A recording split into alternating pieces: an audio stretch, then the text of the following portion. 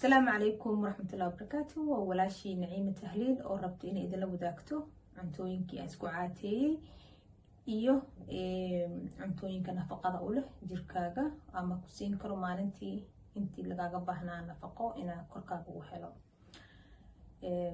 insha Allah kusoo dhawaada. subaxii markuu waaga baryo waxaan sameeyaa biyo kulul iyo liin dhanaana isku cabaa sidoo jirka u nadiifiyaan. biyaha kulul iyo liin dhanaanta waxay fiican yihiin jirka subaxii in la cabo wuu nadiifiyaa waxaas. And then waxaan ku xijiyaa exercise-ka kadib waxaan ku xijiyaa quraacda cunaa.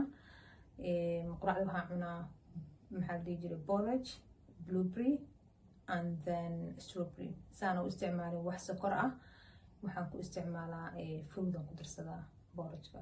haddii kale waxaan cunaa rootiga brown-ka ah iyo ukun iyo waxaan cunaa maxaa la dhihi jiray avocado. waxaa kusoo hartay qadada waxaan cunaa maxaa dhahaa chicken iyo salad, dooro iyo ansalaato.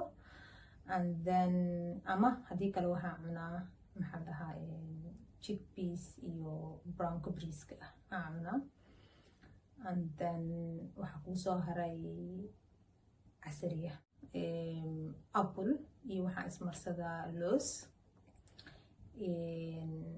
iyo chocolate ka mid madowga ah aan ku cunaa haddii aan u baahdo wax macaan aan cuno. haddii kalena yogurt iyo waxaan cunaa fruits.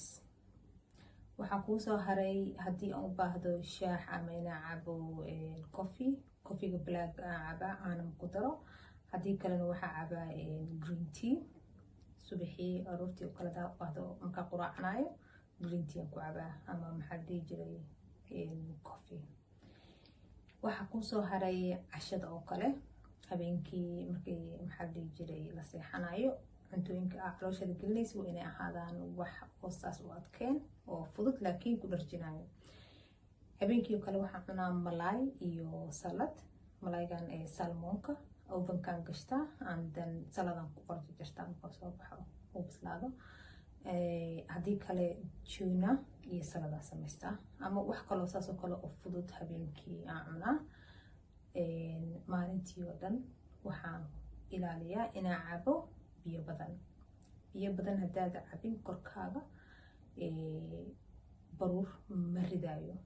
biyaha waxay u fiican yihiin korka markaa noqonaya hydration fiican ay helaysaa iyo maxaa la dhihi jiray korkaaga oo biyihii looga baahnaa maalintii cabay.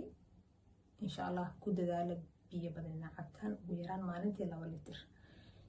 sida aad ku ogaatid maalintii inaad biyo 2 litir cabtay dhalooyinka yararka ah oo litirada ah ama 2 litir waa garan kartaan. meel dhiganaysaa waa fiirni maalintii inta jeer aa cabtay and then waa ogaanaysaa maalintii 2 litir cabtay iyo hadaa ka yar cabtay. insha Allah wixii kale oo su'aal aa qabtiin ila soo socodsiiya. insha Allah hadda wixii ka dambeeyana exercise-kan kusii darayaa every maalinka 3 maalmood maraan soo gelinaa exercise-yadana. khayr idin dhaafay.